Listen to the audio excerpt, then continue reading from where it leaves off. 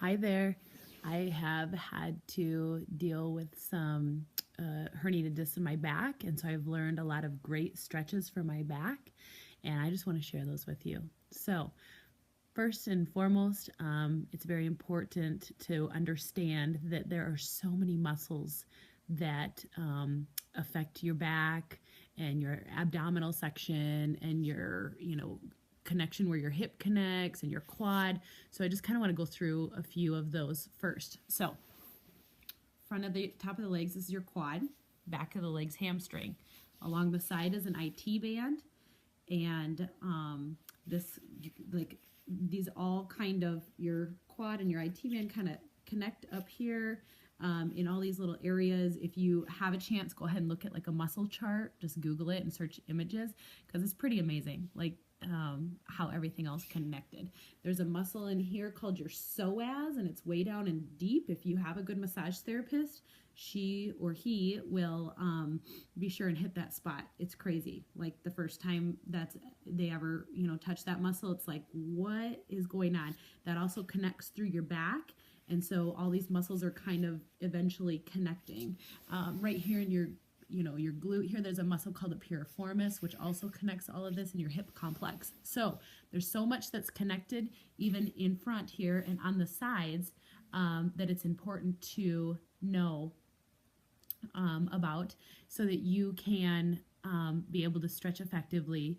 So it is very important to stretch your hamstrings out when you're having some back pain, because that's kind of huge in playing a role. So the number one stretch that I have used for my herniated disc is called the pigeon stretch. So what you want to do is you're back on one knee, and you're going to take this other foot, and you're going to try to get this at a 90-degree angle. Now, I teach fitness class, and what I used to do is, like, here's the pigeon. Foot's back. Oh, look how far down I can go. Well, that's not very politically correct.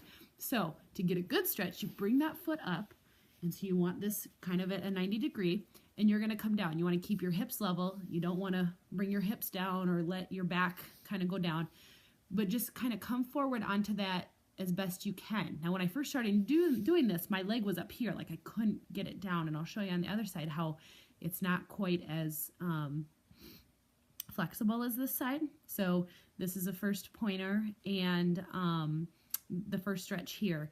And the other side is my weak side, the side that I have had problems on with numbness and pain. And so you can see how I can't get that down as far.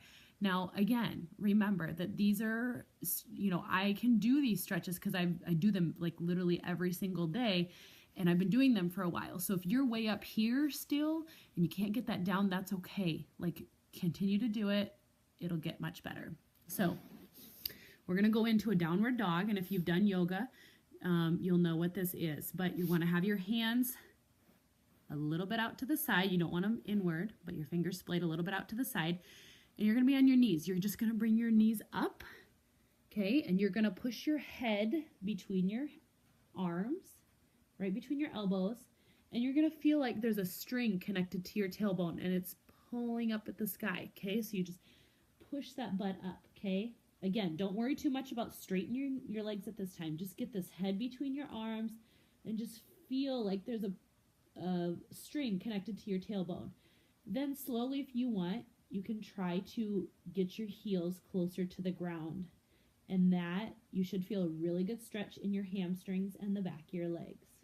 Okay, so there's a great stretch for you. Another great one is cat-cow. So on your hands and knees, you want your hands right below your elbows, and you're going to come up in a cow position. So your head comes up, your butt comes up, okay? And when you do this, you're going to inhale in this position and exhale, curl into cat, like a cat on Halloween, okay? Chin to your chest. Try to get those shoulder blades pulled apart in your back. Exhale and inhale. And exhale. Okay, so take your time, do what feels best on that. Okay, some other great hamstring stretches, of course, are feet straight up here. And whenever I do stretches and teach class, I always try to remind everyone to be as tall as they can. So you always want to inhale, lengthen, and exhale, go into the stretch. Now I don't want you like this. I mean, that still feels like a good stretch, but that's not going to kind of benefit your back a whole lot because you may be straining it. So inhale, lengthen. Exhale, you still want to keep that spine long, and you'll lower into it. And then inhale, remember, conscious of lengthening, and exhale, go into it a little bit further. Okay? So another one too is you can cross your leg here. All right? And if you need to move, keep it down further, that's okay. Cross your leg here. You're just going to take a nice deep breath in and hug that leg. And exhale, your hand comes behind you. And when you exhale, you turn into that stretch. And again, inhale, top of your head reaches the ceiling, and exhale, stretch into that. Okay? And you can switch sides on that. You can also do some variations. You can do wide legs and the inhale and walk your legs out, exhale. You can do a butterfly. And I know this doesn't seem like it's stretching your back, but it's stretching all these muscles that connect and can affect your back. Okay, so here's this one. Another one for the hamstring is here and here. Okay, so one more I'm going to teach you standing up is, this one is a forward bend. So inhale, deep breath, and exhale, bend your knees. You want your knees bend, don't lock them, and just relax everything down. Just relax. Okay, so you're stretching out those hamstrings, that lower back, and then inhale, put your hands on your shins and get your back straight. Okay, so your back straight, top of your head's pressing out, and then you can exhale, forward bend, and inhale up. And nap time's over. Talk to you later.